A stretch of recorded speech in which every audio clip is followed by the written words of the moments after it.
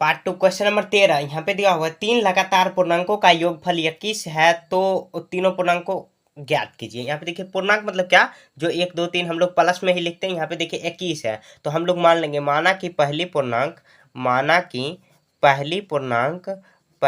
पूर्णांक बराबर कुछ भी मान लेते हैं, एक्स वाई कुछ भी मान लेते हैं तो एक्स मान लेते हैं। तो उसके बाद दूसरी पूर्णांक लगातार है तो एक बढ़ाते चलेंगे। लगातार मतलब क्या, जैसे 5 के बाद 6 7 इस तरह यहाँ पे लगातार। तो दूसरी उसके बाद तीसरी पूर्णांक क्या हो जाएगा, एक्स प्लस यहाँ पर भी एक है तो यहाँ पे 2 जोड़ देंगे। अब देखिए प्रश्न से ऐसे लिख देंगे, प्रश्न से। अब प्रश्न क्या कर रहा है कि तीन लगातार पूर्णांकों का योगफल कितना है, 21 है। तो क्या करेंगे, एक्स प्लस फिर एक्स प्लस एक फिर एक्स प्लस 2, इसमें टोटल 21 कर देंगे, यहाँ पर कर देंगे। यहाँ देखिए अब इसको करेंगे एक्स प्लस एक्स तो कितना आ जाएगा 3x और 2 1 3, उसके बाद 21 यहाँ पे माइनस कर देंगे। अब देखिए 3x, अब x का वैल्यू निकाल लेंगे आराम से। तो 21 यहाँ पे कितना आ जाएगा, यहाँ पे 3x बराबर 21 में से यहाँ पे जाएगा तो 18 हुआ, 3 गया तो 18 हुआ। x का वैल्यू निकालेंगे तो 18/3, 3 छाके 18, तो x का वैल्यू कितना आया, 6 आया। तो लिख देंगे अतः अतः पहली पूर्णांक बराबर 6। दूसरी पूर्णांक में क्या कर लेंगे हम लोग, एक जोड़ देंगे तो 6 प्लस 1 कितना हो जाएगा 7। उसके बाद तीसरी पूर्णांक में हम लोग 2 जोड़ लेंगे। तीसरी पूर्णांक बराबर 6 प्लस 2 तो कितना 8। तो ये इसका तीनों का मतलब तीनों इसका आंसर हो गया, 6 7 और 8। ऐसे हम लोग सबको जोड़ के देखते हैं, 7 6 कितना आया 13, 13 में 8 जोड़ेंगे तो 21, ऐसे भी 21 हो रहा है। तो मतलब क्वेश्चन में जो करा है वही लिखना है। तो सबसे पहले हम लोग माना कि पहले पूर्णांक कितना है, एक्स मान लिए। फिर दूसरे में कितना, एक्स प्लस एक हो जाएगा। तीसरे में एक्स प्लस एक होता है तो 2 हम लोग डायरेक्ट लिख दिए। जैसे मान लिए लगातार करा है क्वेश्चन में, जैसे 3 4 5 लगातार, तो एक एक बढ़ रहा है तो एक एक हम लोग बढ़ा दिए। तो एक्स प्लस एक में फिर से एक ऐड करते तो एक्स प्लस 2 होता है। तो ऐसे भी हम लोग सीधे सीधे कर दिया। और प्रश्न में करा एक्स प्लस, ये मतलब तीनों पूर्णांक को जोड़ेंगे तो 21 आएगा। जोड़ने के बाद एक्स का वैल्यू निकाले तो 6 आया। तो पहले पूर्णांक 6 आया, दूसरे पूर्णांक 6 में एक जोड़ देंगे 7, और तीसरी में 6 में 2 जोड़ेंगे तो 8 आ जाएगा। तो इस तरह हम लोग को ये सॉल्व कर लेना है। क्वेश्चन नंबर 14 में करा है तीन क्रम में आने वाली विषम संख्याओं का योग 39 है तो संख्या ज्ञात कीजिए। मतलब तीन क्रम में मतलब लगातार ही क्वेश्चन में कर रहा है। तो लगातार मतलब जैसे देखिए कोई भी विषम संख्या, जैसे मान लीजिए कि 5 7 9, तो कितना कितना का अंतर आ रहा है, 2 2 का अंतर आ रहा है। तो क्या कर लेंगे, मान लेंगे पहली विषम संख्या लिख देंगे, पहले लिख लेंगे माना कि पहली विषम संख्या बराबर एक्स मान लेंगे। तो दूसरी विषम संख्या कितना हो जाएगा, दूसरी विषम संख्या बराबर कितना 2 ऐड कर देंगे, क्योंकि देखिए ये लगातार विषम संख्या में 2 का ही अंतर होता है तो 2 इसमें ऐड कर लेंगे दूसरी। और उसके बाद तीसरी कितना हो जाएगा, तीसरी में भी हम लोग 2 ऐड कर लेंगे। तीसरी विषम संख्या बराबर तो कितना हो जाएगा एक्स प्लस 2, फिर उसमें भी 2 ऐड कर लेंगे तो यहाँ कितना आ जाएगा एक्स प्लस 4। अब क्वेश्चन में करा कि मतलब तीनों विषम संख्या प्रश्न से, ऐसे लिख देंगे प्रश्न से। तो अब करा तीनों विषम संख्या का योगफल कितना है 39 है। तो क्या करेंगे एक्स प्लस 2 फिर एक्स प्लस 4, सेम जो हम लोग जैसे 13 बनाए थे वैसे ही 14 बनाएंगे तो कितना 39 आया। अब जोड़ लेंगे सबका। तो यहाँ देखिए एक्स प्लस एक्स तो कितना 3x, यहाँ पे कितना आ जाएगा 3 4 2 6, 39 यहाँ पे कर देंगे। अब देखिए 3x बराबर कितना, यहाँ पे 39 है, यहाँ पे माइनस कर देंगे तो कितना आ जाएगा 3x बराबर यहाँ पे 36 में कितना 33 आ जाएगा। तो x का वैल्यू कितना 33/3 आ जाएगा, 3 11 ये 33, तो x का वैल्यू कितना आया 11 आया। तो लिख देंगे अतः पहली विषम संख्या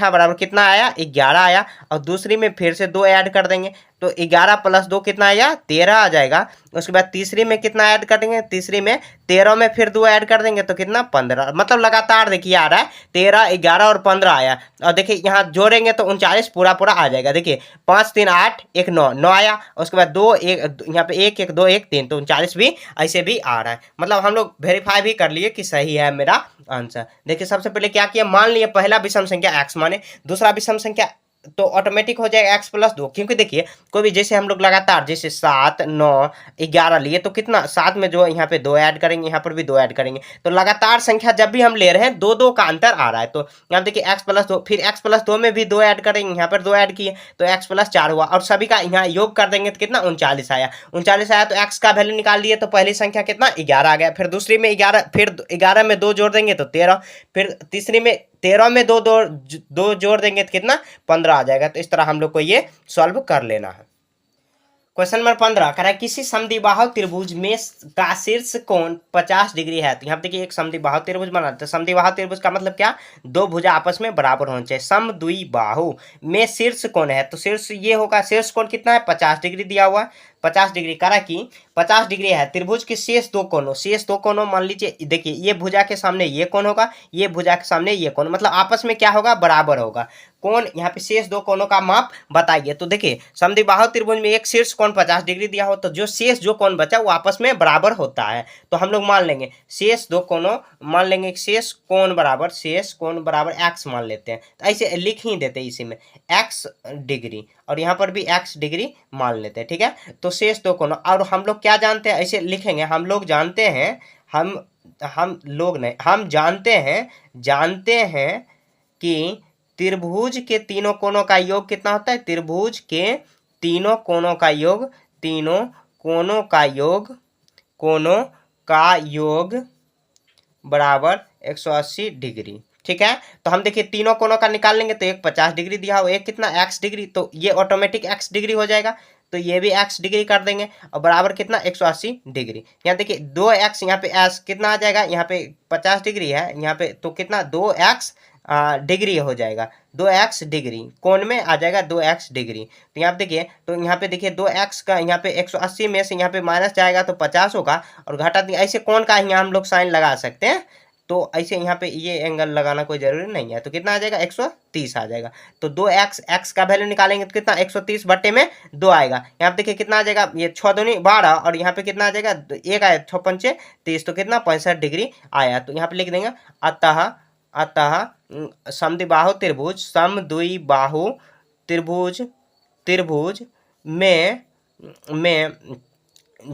में दो कोण आपस में बराबर होती है, तो शेष दोनों कोण 65 डिग्री ही होगा, मतलब दोनों कोण क्या 65 डिग्री ही होगा। तो हम लोग ऐसे भी जोड़ सकते हैं, जैसे 65 डिग्री जोड़ेंगे तो 130, और 50 डिग्री तो वह 180 डिग्री, ऐसे भी फुलफिल हो गया। तो मतलब त्रिभुज का तीनों कोणों का योग 180 डिग्री होता है, ये बात याद रखेंगे, ये क्वेश्चन सॉल्व हो जाएगा। और ये भी याद रखना कि समद्विबाहु त्रिभुज में दो कोणों का योग समान होती है, मतलब दो कोण का लंबाई समान होता है। जैसे मान लीजिए ये अगर 70 डिग्री आया तो ये भी 70 डिग्री आता, दो भुजा जब समान है तो दो कोण भी आपस में समान होगा। क्वेश्चन में पहले ही करा है, शीर्ष कोण कितना है 50 डिग्री है, तो शीर्ष कोण ये हुआ ऊपर, मतलब शीर्ष में ये आया, तो शीर्ष कोण कितना है 50 डिग्री। शेष कोणों का मान बताइए, तो शेष कोण का मान हम लोग इस तरह निकाल देंगे।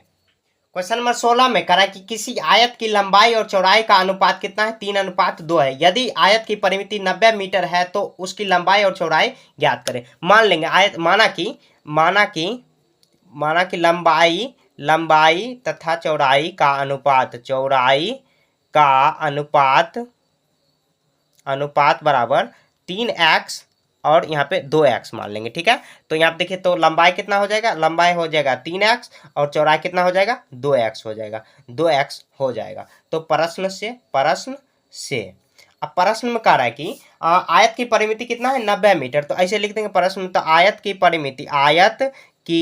परिमिति बराबर कितना दिया हुआ, आयत की परिमिति दिया हुआ 90 मीटर दिया हुआ, 90 मीटर दिया हो, तो लंबाई और चौड़ाई अपने को निकालना है। तो आयत की परिमिति कितना होता है, 2 इंटू लंबाई प्लस चौड़ाई होता है। यही फॉर्मूला आपको याद होगा। 90 मीटर है तो मीटर यहाँ पे लगा देंगे।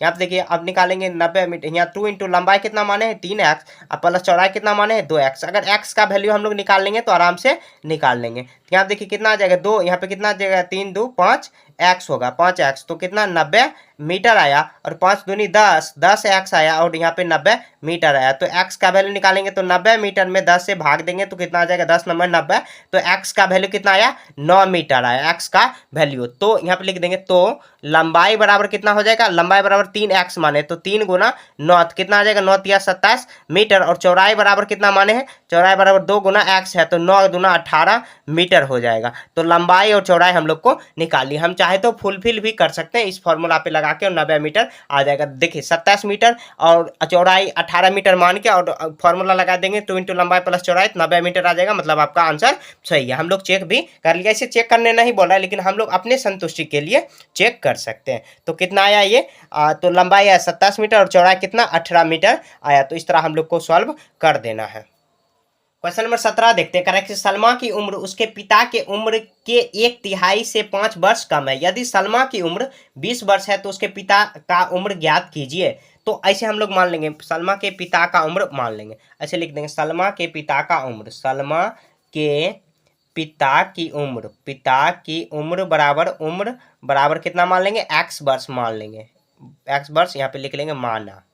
ठीक है, तो यहाँ पे करा है क्वेश्चन में, तो करा कि सलमा की उम्र उसके पिता के उम्र के 1/3 से 5 वर्ष कम है। 1/3 मतलब क्या, जैसे उसके पिता, देखिए पिता के x माने, तो यहाँ पे लिखने प्रश्न से।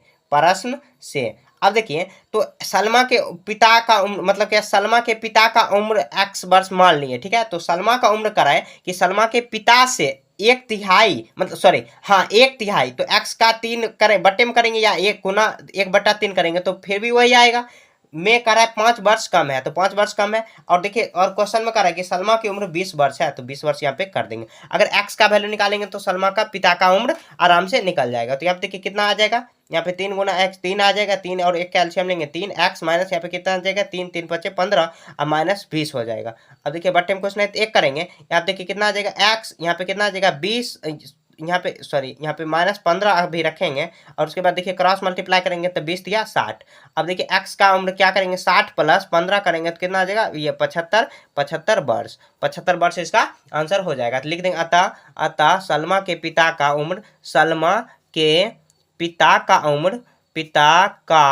उम्र बराबर 75 वर्ष, यह इसका आंसर हो जाएगा। ठीक है, तो इस तरह आपको सॉल्व कर लेना। देखिए यहाँ पे सलमा के पिता का उम्र x वर्ष मान लिया, उसके बाद कह रहा है क्वेश्चन में कि सलमा के पिता के उम्र का 1/3 से 5 वर्ष कम है, तो 5 वर्ष कम किए मतलब माइनस किए, तो सलमा का उम्र अभी दिया हुआ है 20 वर्ष, x का वैल्यू निकालेंगे, x का वैल्यू जो निकलेगा वही सलमा के पिता का उम्र है, क्योंकि हम लोग सलमा के पिता का उम्र माने हैं x वर्ष मान लिए। देखिए क्वेश्चन नंबर 18 में करा कि विक्रम ने 8 कुर्सी एवं 2 मेज खरीदने में कुल 2900 रुपया खर्च किए। यदि एक मेज की कीमत 450 रुपया और एक कुर्सी की कीमत ज्ञात कीजिए। तो बहुत आसान है, हम लोग देखिए हम मान लेते हैं, मतलब क्या यहाँ देखिए कुर्सी की कीमत निकालना है तो लिख लेंगे माना कि कुर्सी की कीमत बराबर कितना x रुपया मान लेंगे या x मान लेते हैं। ठीक है, तो कह रहा है कि तो एक कुर्सी का कीमत एक, तो एक यहाँ पे एक मेज की कीमत बराबर क्वेश्चन में दिया हुआ है कितना 450 रुपया दिया हुआ है। निकालना है कुर्सी का ही है, तो खरीदा कितना गया, तो 8 कुर्सी खरीदा गया है, तो 8 कुर्सी बराबर कितना 8x हो जाएगा 8x।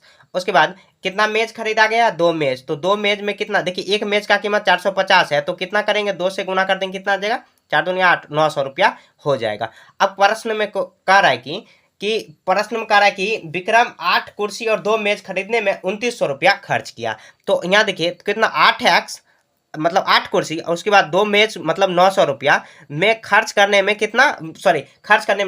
में कितना खर्च हो रहा है 2900 रुपया खर्च हो रहा है। तो यहाँ देखिए x का अगर वैल्यू निकाल लेंगे तो हम लोग को आसानी से ये देखिए प्लस में इधर आ जाएगा तो माइनस में कर देंगे, तो 900 यहाँ पे माइनस कर देंगे, रुपया में लिख देंगे। और देखिए 2900 में से यहाँ पे 900 जाएगा तो कितना 2000 रुपया आ जाएगा, 2000 रुपया 8x, तो x का वैल्यू निकालेंगे तो कितना 2000 बटे में 8 करेंगे तो कितना आ जाएगा 8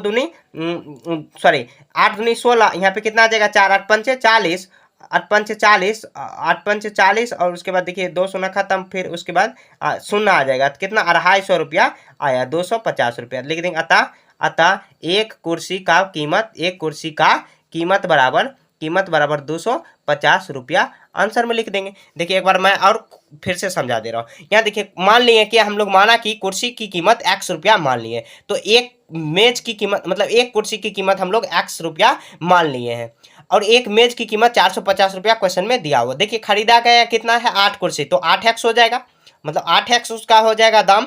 उसके बाद 2 मेज है तो 400 गुना 2 कर देंगे तो कितना आ जाएगा 450 गुना 2 कर देंगे तो 900 आ जाएगा। तो क्वेश्चन में कह रहा है कि 8 कुर्सी और 2 मेज खरीदने में 2900 खर्च हो रहा है, तो 8x प्लस 900 और यहाँ पे 2900 कर देंगे और एक्स का वैल्यू जो निकालेंगे वही कुर्सी की कीमत हो जाएगी। तो कितना 250 रुपया उसका आया, दाम आया। तो इस तरह आपको सॉल्व कर देना है। देखिए क्वेश्चन नंबर 19 में करा है कि दो पूरक कोणों का अंतर 20 डिग्री है, तो दोनों कोणों का मतलब दोनों कोणों ज्ञात करें। यहाँ पे हम लोग मान लेंगे, देखिए यहाँ पे पूरक कोण आखिर क्या होता है आपको मालूम होगा। दो कोणों का योगफल जब 90 डिग्री हो तो उसको पूरक कोण बोलेंगे और 180 डिग्री हो तो समपूरक बोलेंगे। खैर यहाँ पे पूरक का ही बात हो रहा है, तो क्या मान लेंगे, माना कि पहली कोण बराबर कितना मान लेंगे हम लोग, कुछ भी मान लीजिए, चलिए ए मान लेते हैं। तो दूसरी कोण बराबर बी मान लेते हैं, ठीक है। अब क्वेश्चन में कह रहा है कि अब देखिए आपको एक मालूम होगा कि हम लोग मतलब क्या जानते हैं कि दो पूरक कोणों का योगफल कितना होता है 90 डिग्री। तो इसको क्या कर लेंगे 90 डिग्री, ये थोड़ा सा कॉम्प्लिकेटेड है, इसको समीकरण 1 हम लोग मान लेते हैं, ठीक है। अब उसके बाद देखिए प्रश्न से अब प्रश्न से क्वेश्चन में कह रहा है कि दो समपूरक कोणों का अंतर कितना है, तो a माइनस बी हम लोग कर देंगे। अंतर मतलब क्या, बड़े में से छोटे को माइनस करना, 20 डिग्री का अंतर दिया हो, तो इसको समीकरण हम लोग 2 मान लेते हैं, ठीक है। अब देखते हैं हम लोग क्या करेंगे, समीकरण 1 या 2 को हम लोग क्या कर लेंगे, जोड़ लेंगे। तो समीकरण 1 यहाँ पे लिख देंगे, समीकरण 1 तथा 2 को जोड़ने पर या घटाने पर, आप किसी को भी कर सकते हो, जोड़ने पर या घटाने पर, तो जोड़ ही देते फिलहाल।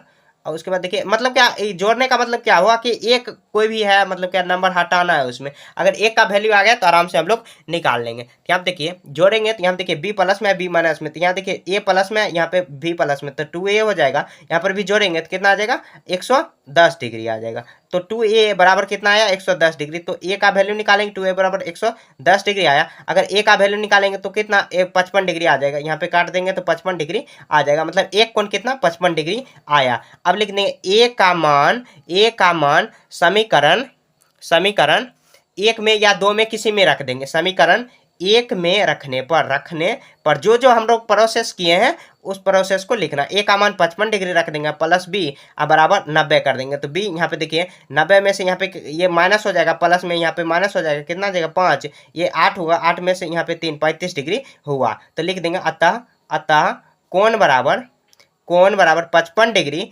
तथा 35 डिग्री, ये इसका आंसर हो गया। देखिए हम लोग अंतर भी निकालेंगे। यहाँ पे देखिए 55 में से 35 घटेगा तो 20 डिग्री अंतर आ गया। बस क्वेश्चन में जो कह रहा है वैसे ही सॉल्व करना है। ये थोड़ा सा कॉम्प्लिकेटेड है, मतलब कि अब जितना भी हम लोग क्वेश्चन बनाए उससे थोड़ा सा अलग है। बस अब बना लोगे तो समझ जाओगे। यहाँ पे देखिए एक्स वाई जो भी आपको मानना है मान लेंगे। हम लोग ये जानते हैं कि पूरक कोण का मान क्या, मतलब क्या पूरक कोण क्या होता है, जब दो कोणों को हम लोग योगफल करते हैं मतलब जोड़ते हैं तो वही पूरक कोण होता है। तो पूरक कोण यही कर लेंगे और बड़े में से छोटे को माइनस कर देंगे तो वही उसका हो जाएगा। तो समीकरण 1 तथा समीकरण 2 को जोड़ दीजिए या घटा भी आप सकते हो। तो यहाँ पे ए का मान आ गया, तो ए का मान अगर दूसरे समीकरण में डाल देंगे या आप दूसरे में भी डाल सकते हो, फिर भी मान वही आएगा। तो यहाँ पे डाल दिया तो कितना 35 डिग्री आ गया। तो इस तरह आपको सॉल्व कर देना है। क्वेश्चन नंबर 20 में करा कि कोई कोण अपने पूरक कोण का 1/4 है तो कोण का मान ज्ञात करें। तो यहाँ पे मान लेंगे, माना कि पहला कोण बराबर माना कि पहले पूरक कोण बराबर या ऐसा मान लेंगे, पहले कोण बराबर x मान लेते हैं, तो दूसरी कोण बराबर हो जाएगा, दूसरी कोण कितना दिया हुआ 1/4 दिया हुआ है। तो 1/4 तो कितना करें x का 1/4 मतलब गुना में 1/4 तो कितना x/4 हो जाएगा। अब देखिए प्रश्न में क्या बोलेंगे, करा कि पूरक कोण है तो क्या करेंगे, दोनों कोणों का योगफल कितना हो जाएगा 90 डिग्री, पूरक में 90 डिग्री, समपूरक में 180 होता है। अगर x का वैल्यू निकाल लेंगे तो दूसरा कोण भी निकल जाएगा। तो यहाँ पे देखिए बट्टे में कुछ नहीं, तो एक और 4 कैल्शियम लेंगे तो 4 और 4 गुना x तो 4x और यहाँ पर x हो जाएगा, बट्टे में 9 हो जाएगा। अब देखिए कितना 4 और x यहाँ पे 5x बट्टे में 4, यहाँ पे कितना 90 डिग्री, बट्टे में कुछ नहीं तो 1। अब देखिए आपस में गुना कर देंगे तो 5x यहाँ पे कितना 9 चौक 36, यहाँ पे 360 है। x का वैल्यू निकालेंगे 360, अब बट्टे में कितना आ जाएगा, बट्टे में 5 आ जाएगा। यहाँ पे कितना 5 7 35 और एक है 5 दूना 10, तो कितना आया 72 डिग्री आया x का वैल्यू। तो लिख देंगे अतः पहली कोण बराबर 72 डिग्री। तो दूसरी कोण बराबर, दूसरी कोण कितना है, मतलब क्या पहली कोण का 1/4 है, तो 72 का 1/4 हम लोग कर देंगे। तो कितना बार में कर सकता है ये 4 एकम 4, और यहाँ पे कितना आ जाएगा, ये 4 अठे यहाँ पे कितना 18 डिग्री आया। तो पहली कोण कितना 72 डिग्री आया, और दूसरी कोण कितना आया 18 डिग्री आया। तो देखिए हम लोग संपूरक पूरा कर लेंगे, ये दोनों को जोड़ देंगे तो संपूरक कोण आ भी जाएगी। 72 और 18 जोड़ेंगे तो 90 डिग्री आ जाएगा। तो ये एक दूसरे का संपूरक भी है। इस तरह भी हम लोग चेक भी कर सकते हैं और सॉल्व भी कर लिए। क्वेश्चन नंबर 21 करा, एक बगीचे में आम के पेड़ अमरूद के पेड़ से 43 कम है। तो करा कि यदि उस बगीचे में दोनों मिलाकर कुल 133 पेड़ है तो दोनों प्रकार के पेड़ों की अलग अलग संख्या ज्ञात करें। तो करा कि आम के पेड़ अमरूद के पेड़ों से कितना है, अमरूद के पेड़ों से 43 कम है। तो हम लोग अमरूद का पेड़ मान लेंगे। तो माना कि अमरूद के पेड़ बराबर, अमरूद के पेड़ बराबर कितना x मान लिए। उसके बाद अमरूद का पेड़ x माने तो आम का पेड़ कितना हो जाएगा, आम के पेड़ बराबर कितना हो जाएगा, तो अमरूद में से 45 कम है तो अमरूद में से 45 कम कर देंगे। अब क्वेश्चन में करा है दोनों मिलाकर, तो यहाँ पे लिख देंगे प्रश्न से, तो दोनों मिलाकर तो x प्लस x माइनस 45 कर देंगे, और कितना टोटल है 133 है, एंगल मतलब एंगल नहीं 133 कोण है, सॉरी कोण नहीं पेड़ है। यहाँ देखिए 2x तो कितना आ जाएगा, 2x माइनस 45 हो जाएगा बराबर में कितना 133 हो जाएगा। 2x का वैल्यू निकालेंगे कितना आ जाएगा 133, और प्लस यहाँ पे माइनस में है तो प्लस में आ जाएगा 5 3 8 और 4 3 7 और उसके बाद 1, तो कितना 2x बराबर x का वैल्यू निकालेंगे तो 178 बट्टे में 2, 2 8 16, 8 है 2 नमा 18, 2 नमा 18 है, तो कितना x का वैल्यू कितना आया 89 आया। तो यहाँ पे 89 पेड़ आया, तो यहाँ पे बराबर का या साइन दे देंगे, तो लिख देंगे अतः अमरूद का पेड़ बराबर कितना आया 89 आया। तो आम का पेड़ तो आम का पेड़ क्वेश्चन में क्या कर रहा है कि 45 कम है अमरूद से, तो आम का पेड़ बराबर 89 में से 45 कम कर देंगे, तो 9 पे 5 4 हुआ, यहाँ पे कितना 4 है 44 पेड़, और ये 89 पेड़ ऐसे भी जोड़ेंगे इसको। देखिए 9 यहाँ पे 9 5 कितना आ जाएगा 9 5 यहाँ पे 9 5 13, उसके बाद यहाँ पे 13 3 बाकी 1 और 12 1 13, ऐसे भी 133 आ रहा है। तो इस तरह हम लोग बना भी लिया और फुलफिल भी कर दिए, मतलब क्या क्वेश्चन आपका आंसर जो आप बनाए हैं वो सही भी है। इस तरह आपको सॉल्व कर देना है।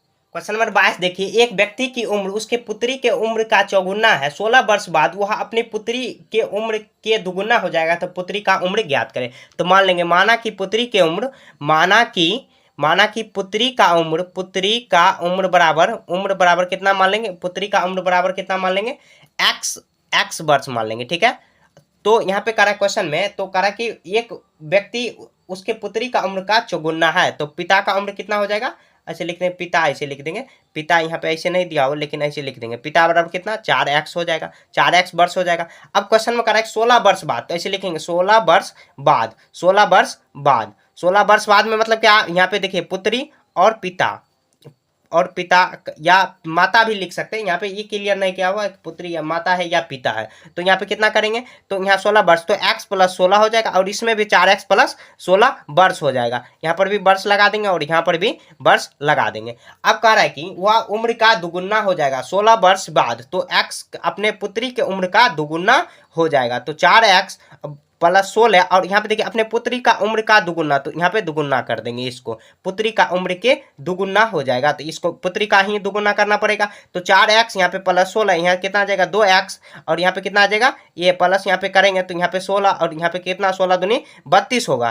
तो यहाँ देखिए 4x में से यहाँ पे 2 माइनस करेंगे तो यहाँ पे कितना आ जाएगा 32 में से यहाँ पे 16 घटा देंगे, कितना 2x बराबर कितना आ जाएगा, यहाँ पे 16, यहाँ पे 16, x बराबर कितना 16 बट्टे 2, तो 2 8 16 आया, तो कितना लिख देंगे 8 वर्ष लिख देंगे। अतः पुत्री का उम्र बराबर कितना, पुत्री का उम्र 8 वर्ष, ये इसका आंसर हो जाएगा। तो यहाँ पे देखिए हम लोग कैसे बनाए, तो यहाँ पे कह रहा है पुत्री का उम्र बनाना, तो पुत्री का उम्र x मान लिए, तो पिता का उम्र 4x हो जाएगा। 16 वर्ष बाद पिता या मतलब माता जो भी आप लिख सकते हो, यहाँ पे ये क्लियर नहीं कि एक व्यक्ति है तो पिता ही होगा, तो यहाँ पे क्वेश्चन में भी लिखा हुआ एक व्यक्ति का उम्र, तो यहाँ पे पिता ही होगा, तो यहाँ पे पिता का उम्र यहाँ पे मान लिए 16, यहाँ पे 16 वर्ष बाद, तो 16 वर्ष मतलब क्या पुत्री का उम्र भी 16 वर्ष बढ़ा देंगे, और जो पिता है उसका भी 16 वर्ष बढ़ा देंगे। अब प्रश्न में कह रहा है कि 16 वर्ष बाद वो अपना जो उम्र है पुत्री की उम्र का दुगुना हो जाएगा, मतलब उसके बराबर कर देंगे, दुगुना के बराबर कर देंगे, एक्स का वैल्यू निकला एक्स वर्ष, तो वही पुत्री का उम्र हो जाएगा। तो इसी के साथ ये चैप्टर खत्म हो चुका है। कहीं भी आपको समझने में दिक्कत है तो कमेंट पूछिए, मिलेंगे नेक्स्ट चैप्टर में, तब तक के लिए जय हिंद जय भारत।